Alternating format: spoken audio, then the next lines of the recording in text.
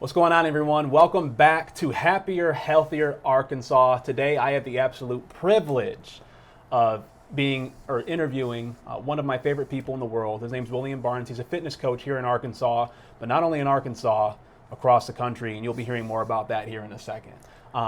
Before we get started, I just want to let you know that there's going to be a lot of jam-packed information inside of this podcast. We already kind of know exactly what he's going to be talking about. More so, the call to actions that he's going to give for every single one of you.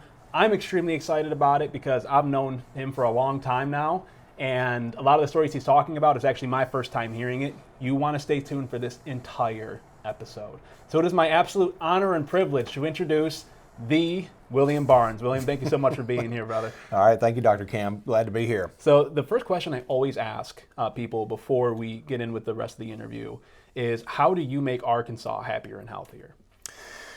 Well, having been a fitness coach for over 20 years now and being able to see a lot of my clientele over the years, be it back in Texas where I started out and now being in Arkansas here for over 13 years now, is, just helping people just get through daily life in living healthier, living happier, and just, feeling like they're able to still do the things that they want to do without the aches and pains. Yeah.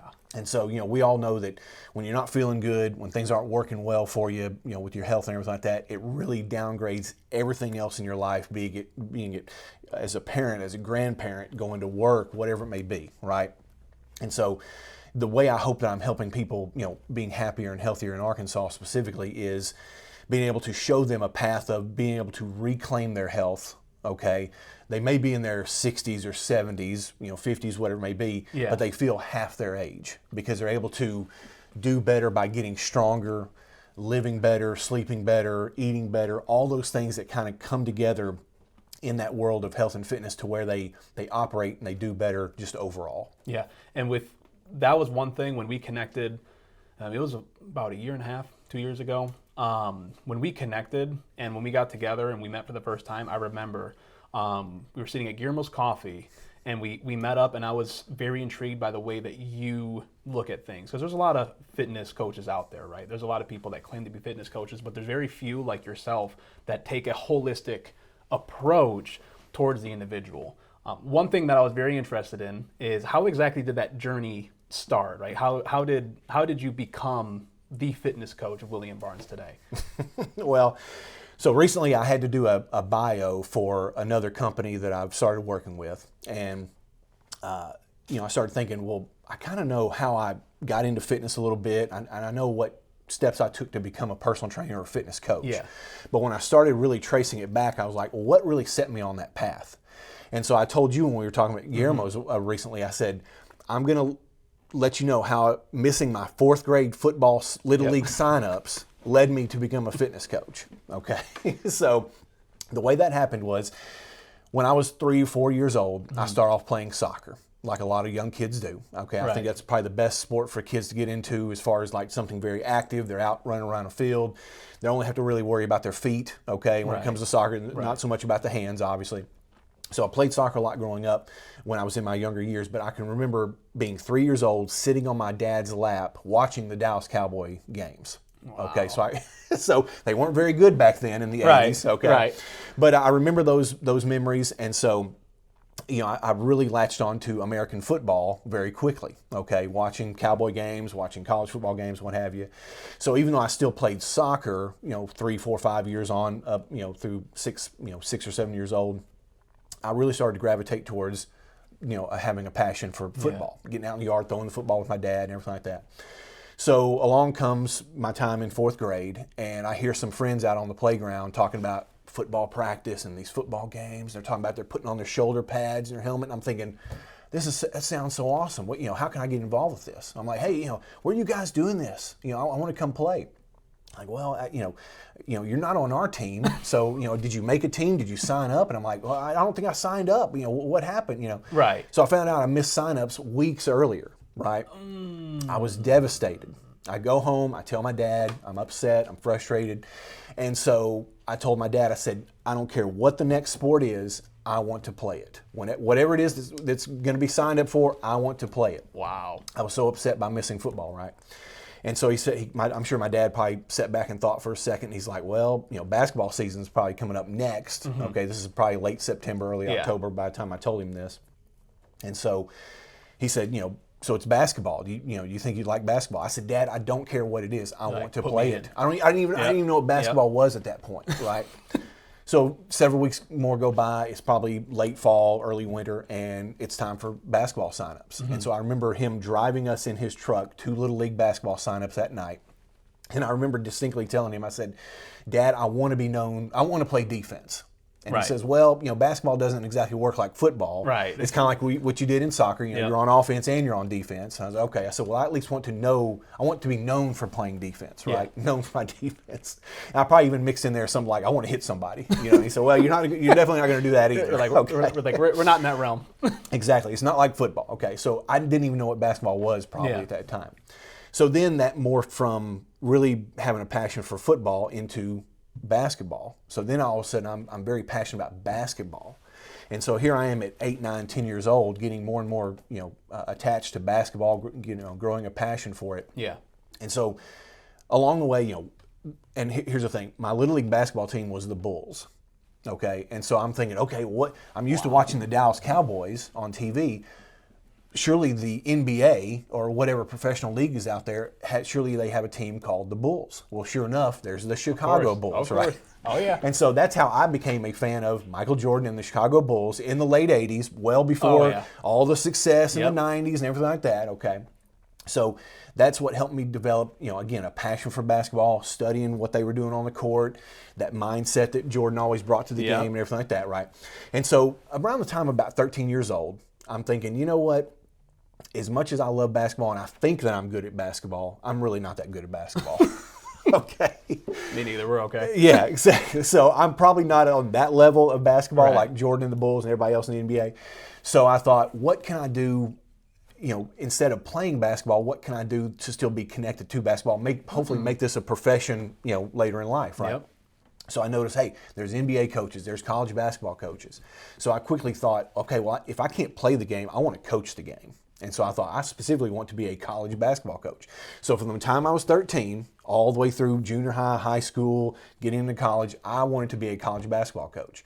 I went to work for the college men's team right there at Southwest Texas State, down in San Marcos, Texas. Helped out the coaches because what was sold to me was, hey, if I'm going to help out these coaches, they're going to go to bat for me when it's time for me to get out there in the real world and try to get a basketball coaching job. Those guys are going to help me say, hey, William, he did a great job working for us. He's very hardworking, got good ethics and all that good stuff. Okay, he's the kind of coach that you want on your staff, right? And so that's what I worked towards. But as I got into graduate school and it didn't work out for me to be a graduate assistant on the basketball team at another school that I went to, I thought, okay, I've experienced being sort of around basketball coaches for a few years now. And I've seen some coaches leave, get fired, or move on to the next job, and some stick around. Either way, it's a hard life. It's a hard lifestyle and everything like that. And so I thought, I don't know if I'm quite cut out for this. I'm a little more rooted. I want to be somewhere, plant roots. I grew up that way. My parents were in the same house throughout my entire childhood and what have you. We didn't do any kind of moving around. So I wanted to be able to plant roots. I quickly thought, I don't know if I'm cut out for this coaching stuff because I feel like I'm probably going to have to be moving city to city, state to state, always at a different school or whatever, right? So when that didn't work out, that was kind of a blessing in disguise because I thought, I need to move on to something else. Yeah. Okay, so I've still got this coaching need in me, this want, this drive to coach somebody to greatness and do something great, right? Yep.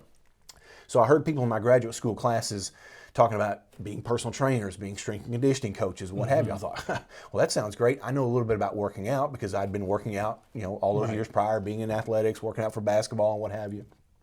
So that quickly morphed into, well, I just want to, now personal training sounds great to me. I still get to coach somebody, okay, on a one-on-one level, all right? So that's how it went from missing fourth grade football signups to becoming a personal trainer later in life as I got out of college and just started to get my feet wet with helping coach other people in their own health and fitness journey. Yes. Wow. Yeah, I know. Took a while to get there, but that's a whole run but right there. To think that, you know what I mean, and to look at that kind of rabbit trail, I mean, obviously there's no coincidence, there's no like you were meant to be who you are today, especially in the realm of personal training, fitness coaching, and things of that nature. When it comes to, because obviously there's a lot of personal trainers and there's a lot of fitness coaches, but I'm always interested in, I know, but I just want to hear it again where, what separates your way of personal training amidst other forms of personal training that are out there?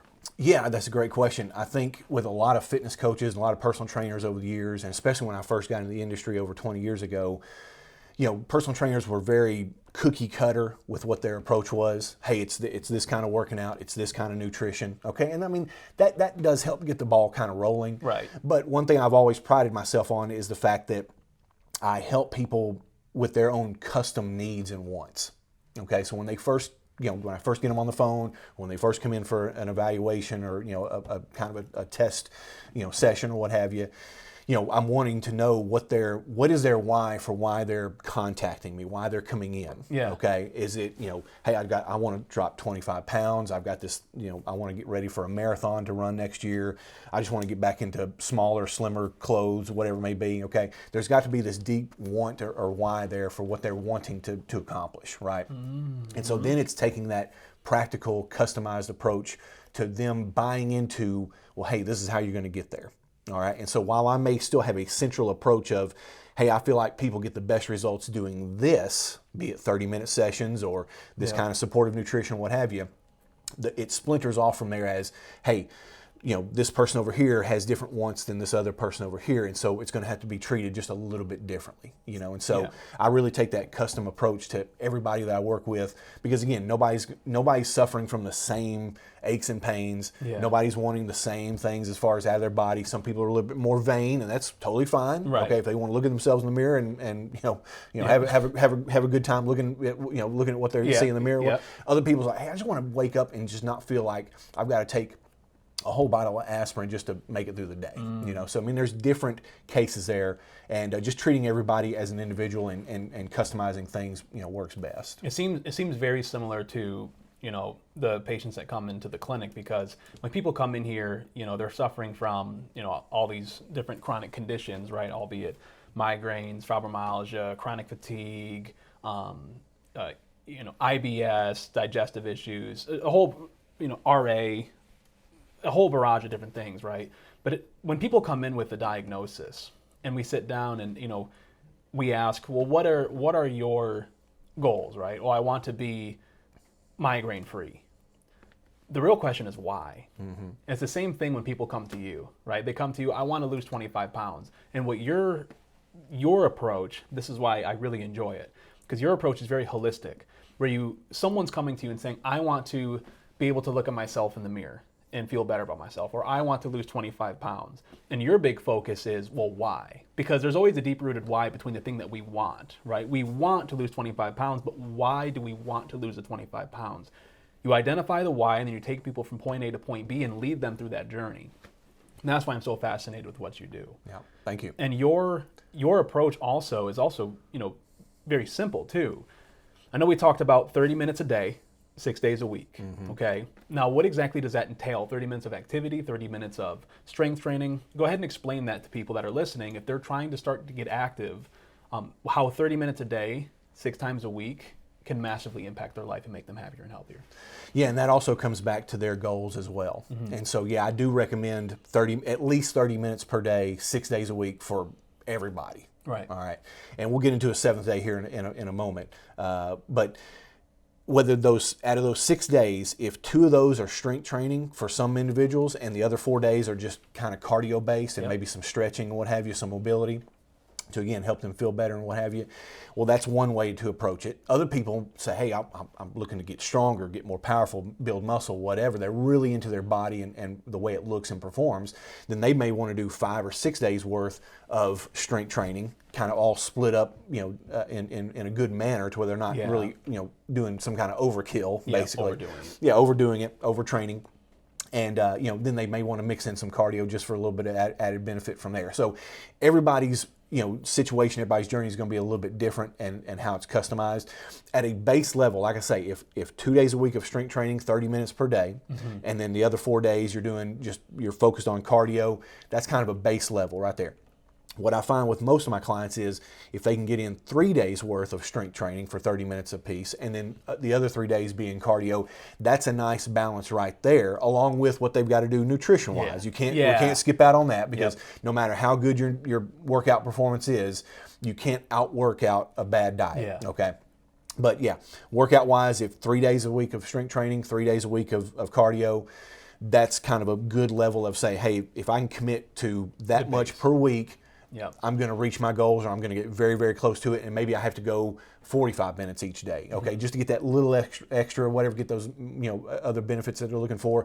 But that 30 minutes per day, 6 days a week, 3 strength training, 3 cardio is great for just about everybody. I know some people are intimidated by it, because some people think you have to be in the gym for 2 hours a day, 7 days a week in order to see any benefits. But really, it's just like cold exposure, right? Like cold exposure, research shows about 3 to 4 minutes, you get the max benefits of cold exposure. Everything after that, you're just sitting in cold water. You know what I mean?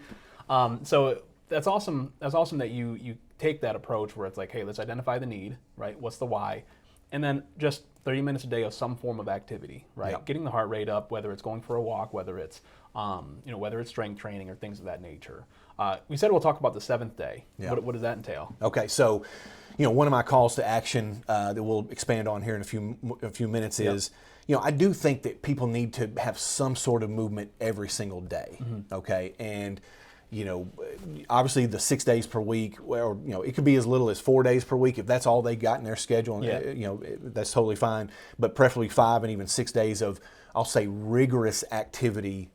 30 minutes of those days. Okay, and that means like the muscles are straining, you're pushing. You're being challenged. Okay, your heart rate's up, you're breathing hard. That's the type of exercise I'm talking about for everybody. Okay, now it's going to be a little bit different. You take somebody in their 20s, they're going to be able to handle a lot more intensity than somebody in their 70s, most likely. All right, but it's the intensity of that individual that they're putting into it for that 5 or 6 days per week. Okay, and then the 7th day is just getting some movement, letting your body move and recover. Definitely nothing rigorous, nothing hard, challenging, because again, you'll burn yourself out. That happened to me when I was in my younger years, when I was a teenager.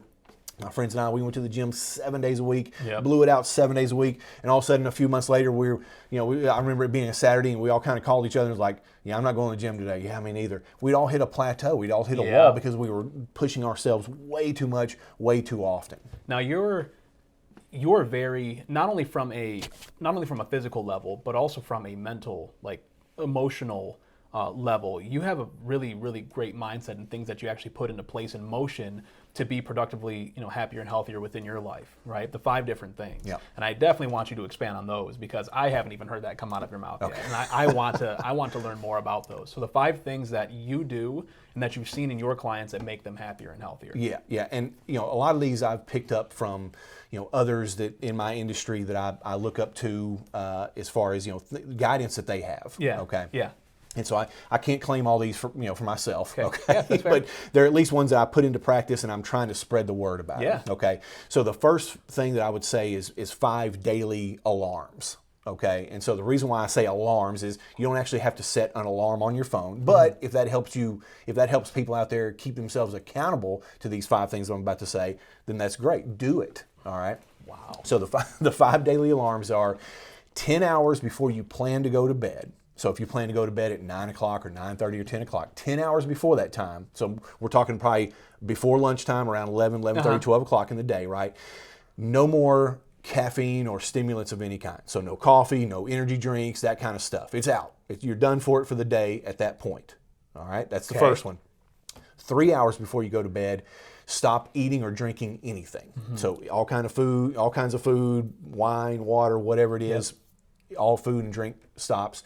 2 hours before bed, stop any kind of business-related electronics. So laptops, cell phones, anything you've got to really focus on for your business or for work or whatever, put it away, all right?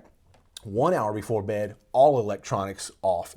All gone, okay? Now, I will say this. I'm a father of an 8-year-old, okay? Right. And she needs her TV going at night with soothing music and whatever to help put her to bed. Yep. But I'm not focused on the TV when I'm with her, when we're trying to get her to bed, my wife and I and everything like that. Just playing. It's just playing. I'm not focused on it. It's the same stuff we put on for her every single night. So it's her routine, okay? Oh yeah, I get that. Yeah. So I understand, hey, the parents out there that have kids that they need their electronics all the way until they finally drop, and go to bed or whatever. I totally get it, as long as you are not focused on it. And hey, it's a great opportunity to introduce saying, hey, we're all just going to sit around tonight and read an actual book. Yes. Open up an actual book and read, okay? Or just have a nice, easy conversation or whatever. Okay. Again, turn the electronics 1 hour off before going to bed. Try to, okay? Mm-hmm. And then 0 is the next morning, 0 chance that anybody hits the snooze and stays in bed. It's time for you to get up, get going, go for a workout, start accomplishing your goals, do whatever it is,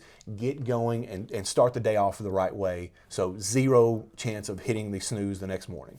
So 10, 3, 2, 1, 0. 10, 3, 2, 1, 0. Those are the 5. Those are the 5 daily alarms. 5 daily alarms that you put into practice. Putting into practice. Oh. Exactly. You'll feel better. You'll feel like you're more productive. You're setting better goals. You're accomplishing those goals. Yeah. It can start as simply as that. And I hope we didn't lose people when you said 10 hours before you go to bed to stop drinking caffeine. I know. That may be the toughest one of them all, right? Okay. So I know the listenings will go like this after they okay. This guy doesn't know what he's talking about. Exactly. No, but I do agree with that 100% because I see it as a nervous system expert, looking at nervous systems and seeing how caffeine impacts the nervous system. I mean, it's very true. Yeah. It's very true how caffeine, it has a half-life of, I forgot what the half-life is, so I'm not going to just say it, but it has a pretty long half-life, right, in terms of how long it stays into our system. Yeah. So repeat that one more time.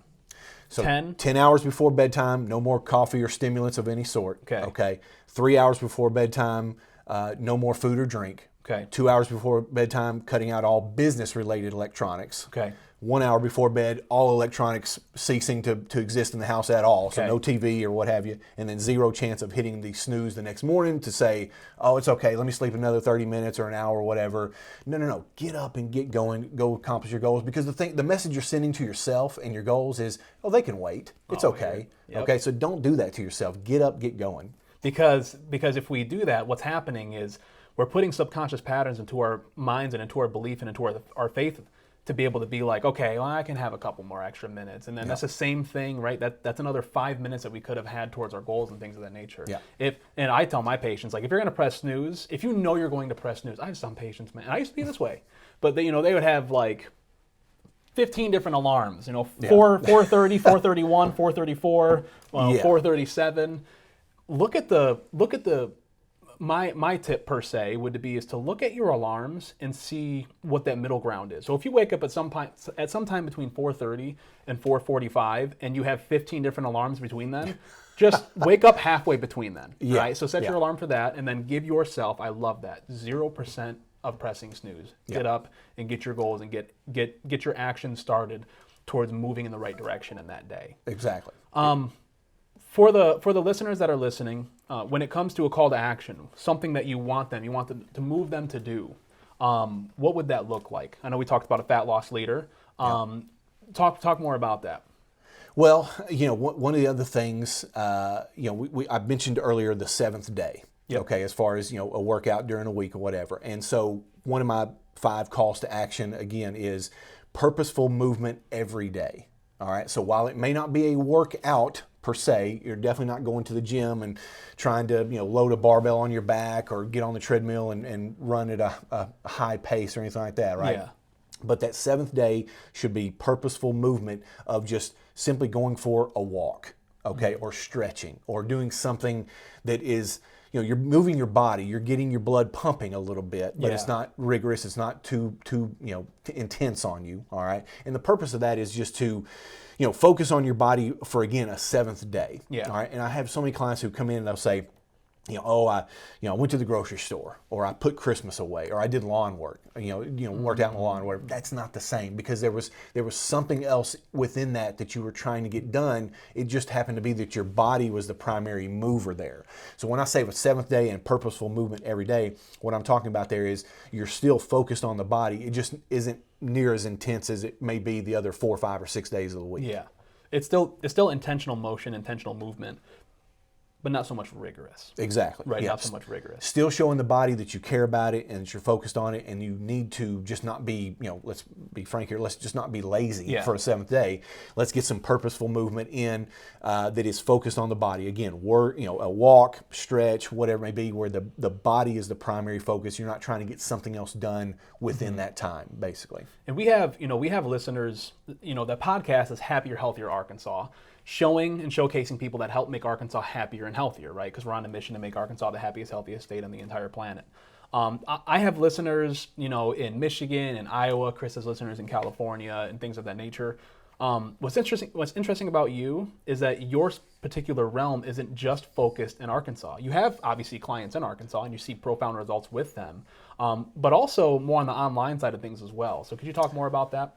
Yeah, I mean, obviously, throughout my entire career, it's been in-person, face-to-face, one-on-one, mostly personal training, okay, where I'm actually able to be in the same, gym, same place as my client, okay, be able to, help them focus on, a certain aspect of the workout, maybe, touch certain points, touch your shoulders, whatever, to say, hey, it needs to be done like this or whatever. Yep. So the other, what I'm pivoting to is more online personal training, to be able to, impact more people out there, basically, okay? So it's not that I'm not having fun or trying to get completely away from in-person personal training. I still like that. That'll always probably be a part of what I do in the fitness industry, but having that need and desire to impact more people out there who may not be in Little Rock, Arkansas, okay, they may not be a short drive away from being able to come to see me in person a few times a week, okay, but they can see me virtually, over the computer screen or by way of text or email, or just helping them get going. So, they're a self-starter in a way, but they just need that guidance, that direction, that accountability, okay, that maybe they're lacking in their life, or they just don't like anything that's within their area, wherever they live, to where maybe they feel more comfortable with sort of a virtual setting versus an in-person setting at the gym or the fitness center that they want to go to, or the fitness centers within their area that that they live by. And then with that being said, for those that are listening that are like, this guy's super awesome, I can see why Dr. Cam brought him on.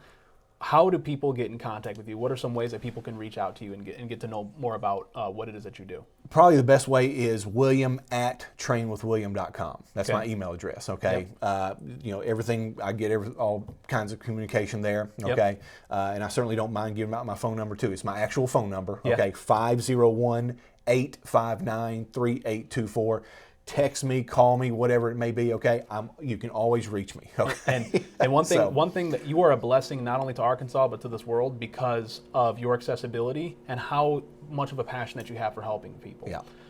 I really appreciate you coming on. Thank you for taking some time, man. Like I told you a couple seconds ago, you're a blessing to me, you're a blessing to the world, and you're a blessing to Arkansas. God bless you, my friend. Thank you so much for coming on Happier, Healthier Arkansas. Thank you.